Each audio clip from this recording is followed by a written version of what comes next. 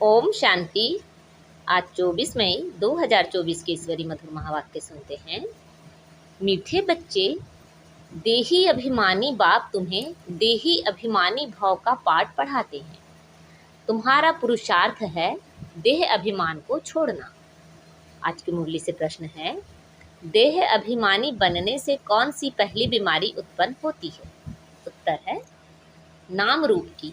यह बीमारी ही विकारी बना देती है। इसलिए बाप कहते हैं आत्म अभिमानी रहने की प्रैक्टिस करो। इस शरीर से तुम्हारा लगाव नहीं होना चाहिए।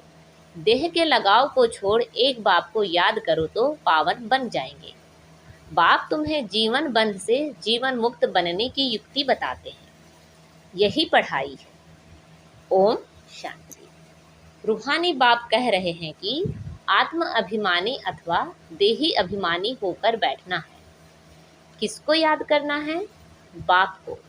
सिवाय बाप के और कोई को याद नहीं करना है। जब बाप से बेहद का वर्षा मिलता है तो उनको याद करना है। बेहद का बाप आकर समझाते हैं देही अभिमानी भाव, आत्म अभिमानी भाव।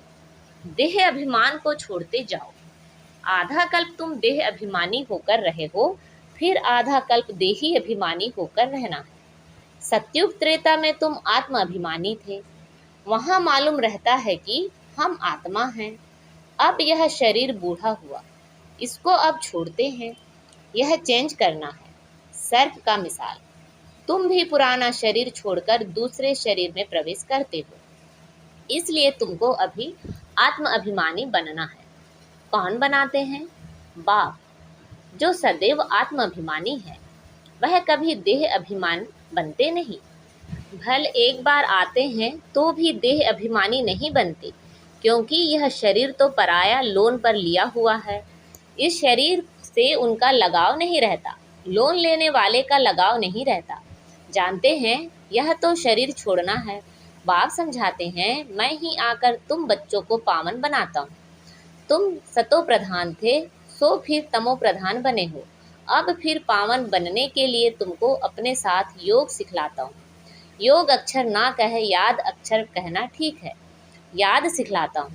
बच्चे बाप को याद करते हैं। अभी तुमको भी बाप को याद करना है। आत्मा ही याद करती है। जब रावण राज्य शुरू होता है तो तुम बच्चे देह अभिमानी बन पड़ते हो। फिर बाप आकर आत्म अभिमानी बनाते हैं। देह अभिमानी बनने से नाम रूप में फंस पड़ते हो, विकारी बन जाते हो। नहीं तो तुम सब निर्विकारी थे। फिर पुनर्जन्म लेते लेते विकारी बन जाते हो। ज्ञान किसको, भक्ति किसको कहा जाता है, यह तो बाप ने ही समझाया है। भक्ति शुरू होती है द्वापर से, जबकि 5 विकार रूपी रावण की स्थापना होती है। भारत में ही राम राज्य और रावण राज्य कहा जाता है, परंतु यह नहीं जानते कि कितना समय राम राज्य और कितना समय रावण राज्य चलता है। इस समय सभी तमो प्रधान पत्थर बुद्धि हैं, पैदा ही भ्रष्टाचार से होते हैं। इसलिए इसको विशेष वर्ल्ड कहा जाता है। नई दुनिया और पुरानी दुनिया में रात दिन का फर्क है। नई दुनिया में सिर्फ भारत ही था। भारत जैसा पवित्र खंड कोई बन ना सके। फिर भारत जैसा अपवित्र भी कोई नहीं बनता। जो पवित्र वही फिर अपवित्र बनता है, फिर पवित्र बनता है। तुम जानते हो देवी देवताएं पवित्र थे, फिर पुनर्जन्म लेते लेते अपवित्र बन गए हैं। सबसे जास्ती जन्म भी यही लेते हैं। बाप समझाते हैं मैं बहुत जन्मों के अंत जन्म के भी अंत में आता हूँ। यह पहला नंबर ही 84 जन्म पूरे कर वानप्रस्थ में आता है, तब मैं प्रवेश करता हूँ। त्रिमूर्ति ब्रह्मा विष्णु शंकर भी हैं, परंतु किसी को मालूम नहीं है, क्योंकि तमो प्रधान है ना। किसी की बायोग्राफी का किसी मनुष्य मात्र को पता नहीं है। पूजा करते हैं परंतु सब है अंधश्रद्धा। भक्ति को कहा जाता है ब्राह्मणों की रात, और सतयुग त्रेता है ब्राह्मणों का दिन। अब प्रजापिता ब्रह्मा है तो जरूर बच्चे भी होंगे ना। यह भी समझाया है ब्राह्मणों का कुल होता है, डिनायस्टी नहीं। ब्राह्मण है चोटी, चोटी भी देखने में आती है।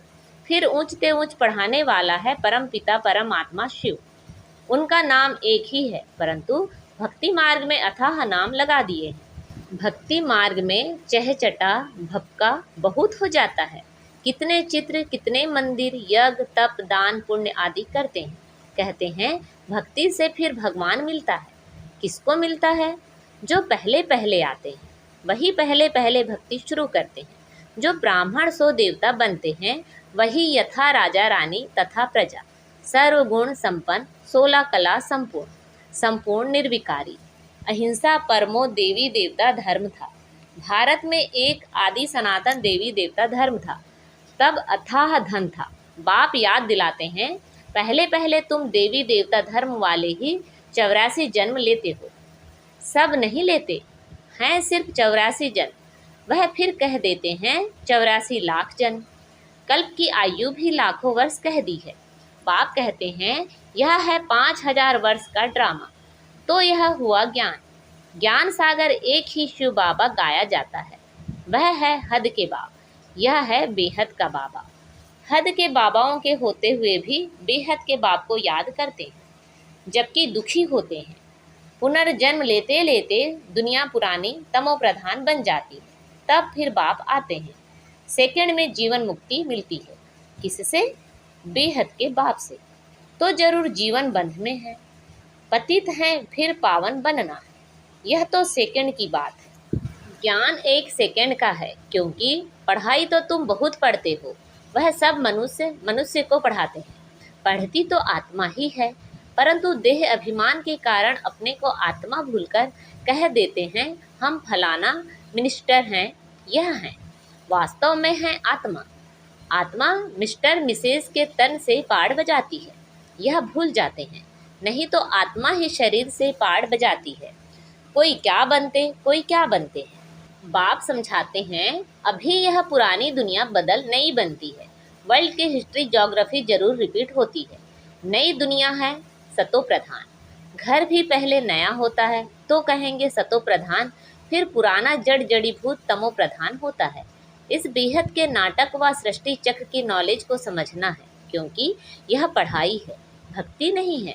भक्ति को पढ़ाई नहीं कहा जाता है, क्योंकि भक्ति में एम ऑब्जेक्ट कुछ भी होती नहीं। जन्म जन्मांतर वेद शास्त्र आदि पढ़ते रहो, यहाँ तो दुनिया को बदलना है। सतयुग त्रेता में भक्ति नहीं, भक्ति शुरू होती है द्वापर से। तो यह बाप रूहानी बच्चों को बैठ समझाते हैं। इसको कहा जाता है रूहानी नॉलेज अथवा रूहानी ज्ञान। रूहानी नॉलेज कौन सिखलाएगा? सुप्रीम रूह यानी परम पिता ही सिखलाएगा। वह तो सभी का है ना। लौकिक बाप को भी कभी परम पिता नहीं कहेंगे। पारलौकिक को परम पिता कहा जाता है, वह है परम धाम में रहने वाले। बाप को याद भी ऐसे करते हैं, हे गॉड, हे ईश्वर। वास्तव में उनका नाम है एक, परंतु भक्ति में अनेक नाम दे दिए हैं। भक्ति का फैलाव बहुत है, वह सब है मनुष्य मत। अब मनुष्यों को चाहिए ईश्वरी मत। ईश्वरी मत श्रीमत।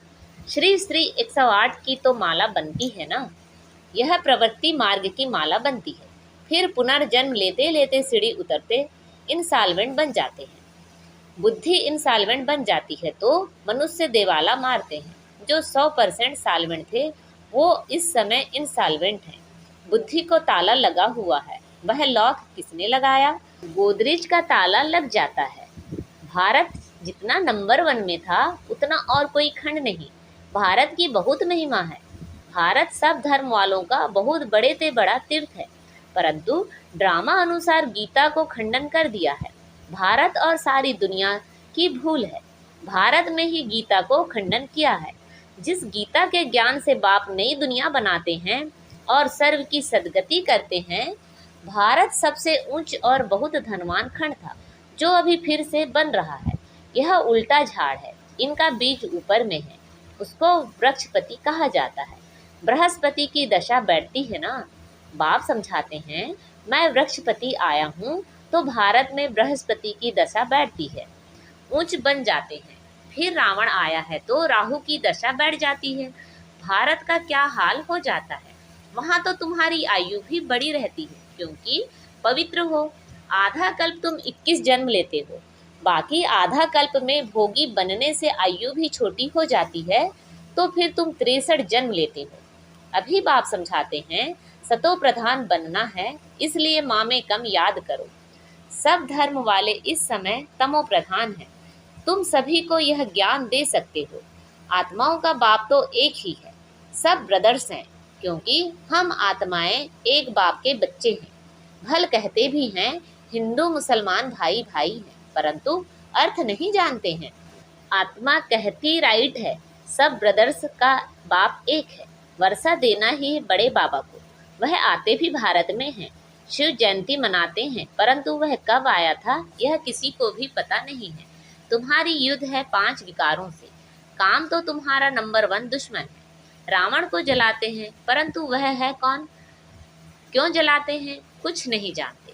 द्वापर से लेकर तुम नीचे उतरते इस समय पतित बन गए हो। एक तरफ शिव बाबा को याद कर पूछते हैं, दूसरी तरफ फिर कहते हैं कि वह सर्वव्यापी है।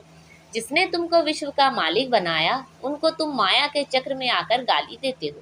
बाप कहते हैं, मीठे बच्चों, तुम मुझे अनगिनत जन्मों में ले गए हो, मुझे कण कण में कह दिया है। यह भी ड्रामा बना हुआ है। बेहद के बाप की ग्लानि करते कितनी पाप आत्माएं बन गए हैं।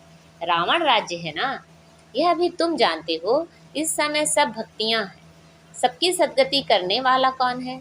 सचखंड स्थापन करने वाला सबका बाबा है। रावण को बाबा नहीं कहा जाता है। 5 विकार हरेक में है। विकार से पैदा होते हैं, इसलिए भ्रष्टाचारी कहा जाता है।